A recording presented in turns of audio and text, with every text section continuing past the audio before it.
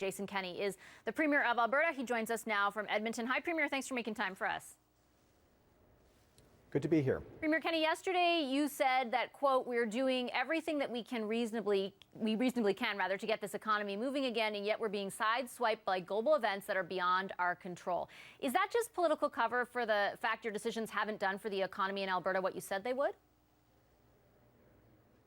No, in fact, the Conference Board of Canada just last Thursday projected that Alberta will have the fastest growing economy in the country this year at 2.2% growth and 2.3% in 2021. We've seen some significant new investments, over $2 billion in new power production, $16 billion in capital investments announced by TELUS. I could go on. The point is, there are a lot of elements of good news here, but there's no doubt that the global economy is being affected by the coronavirus. That's the question to which I was responding in that answer. And that does, as you pointed out, Vasi, affect energy prices that are down sharply. They seem to be recovering somewhat. Here's the good news.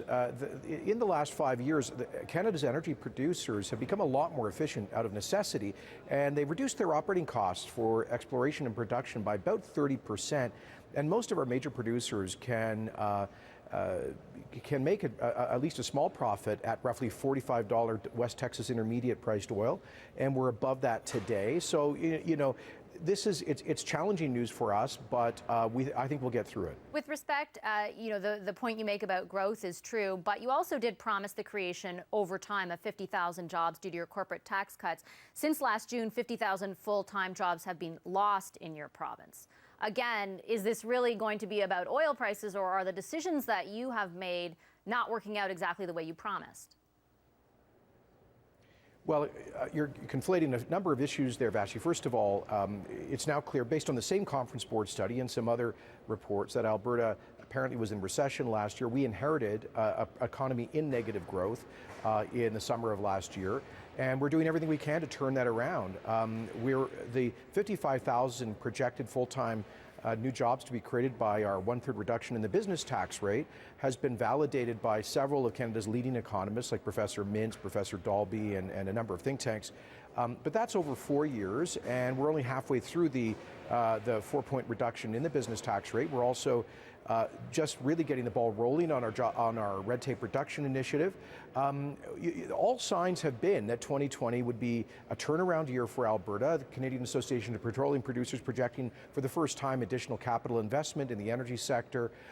As one example, CNRL announcing $250 million of new investment in exploration, and a lot of interesting, good stuff happening in other sectors. But obviously, that's going to be dampened by, if there is a global recession, that I think will unfortunately probably impact all parts of Canada. Are the estimates that you made in the budget overly optimistic where the price of oil is concerned? Your budget forecasts about $58 a barrel. It's hovering around the $48 to $50 mark right now. Various economists have projected there's going to be about a 20% drop in demand just from China.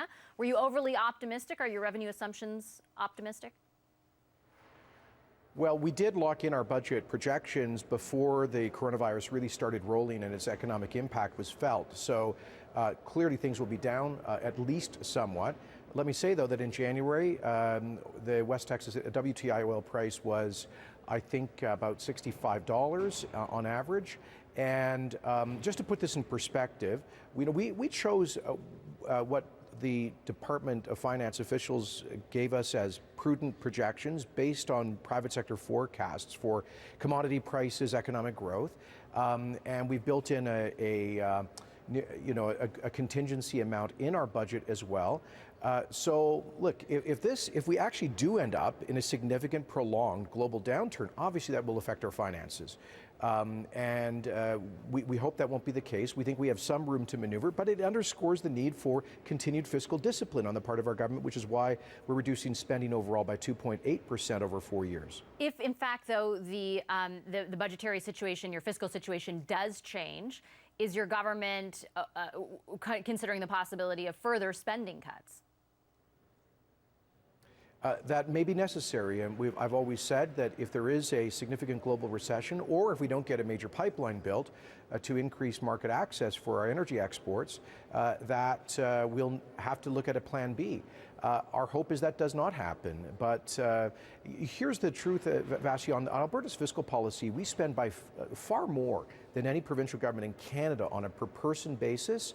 We spend about 20% more per capita than BC, Ontario, and Quebec. If we were simply spending if we had the same level of efficiency as those governments, we would be spending $10 billion less than we are. We'd have a $3 billion surplus instead of a $7 billion deficit. So I do believe that means there is room for greater efficiencies in the public sector here in Alberta, but we're trying to take this in a very moderate, trying to take this in a very measured way because of the fragility in our economy.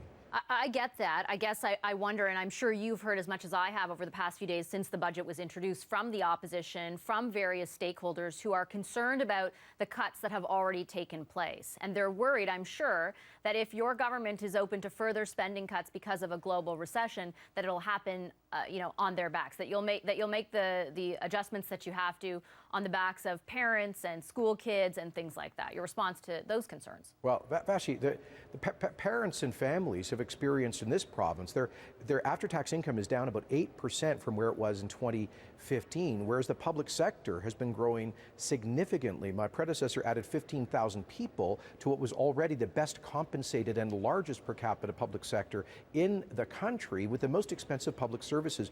Here's the odd thing. According to Dr. Janice McKinnon, former NDP finance minister, who did a fiscal review for us, we get less bang for the buck than comparable provinces in many areas like university enrollment, high school completion, life expectancy, infant mortality, many surgical wait times. So we're getting less bang, but for more buck. That doesn't make sense. So we're challenging the great people in our public sector to help us deliver services at least as efficiently as they do under the NDP in British Columbia and under the governments in Ontario and Quebec. I don't think that's unreasonable to ask. The only alternative is we just blow out the debt and end up spending more in interest payments that crowds out future spending for public services, or we raise taxes significantly in the middle of a fragile economy. That would kill more jobs. So I think we're taking the right measured approach. I would only quickly point out that the study that you referred to by Ms. McKinnon didn't even look at the sort of revenue side of things. It focused solely on the spending side of things. But before I let you go, I spoke to Minister Morneau a bit earlier, and he talking about the upcoming budget. I remember the last time we spoke, you had a very specific ask into the federal government where fiscal stabilization is concerned. A big number, I think it was about $2.4 billion. Correct me if I'm wrong. Have you had any response? Where do those conversations stand? No, we haven't. I just want to remind your viewers that we had a unanimous support for that request from all 13 premiers of the provinces and territories through the Council of the Federation. And it's not only Alberta that would receive some benefit there. We have not heard a response. We are hopeful about the upcoming federal budget. We've also made a request to help get a lot of the, especially younger blue-collar folks here who have been so massively affected, back to work. But the $2.4 billion in a retroactive payment on the fiscal stabilization program, we see as a kind of mini rebate on our massive contributions to the rest of the Federation, $20 billion net to the rest of Canada, and a lot of that goes out through equalization. So we hope to see that as a small sign of fairness in the Federation. Okay, I'll leave it there. Thank you so much for your time this evening, Premier Kenney. Appreciate it. Alberta Premier Jason Kenney. Thank you for your questions, Vashi.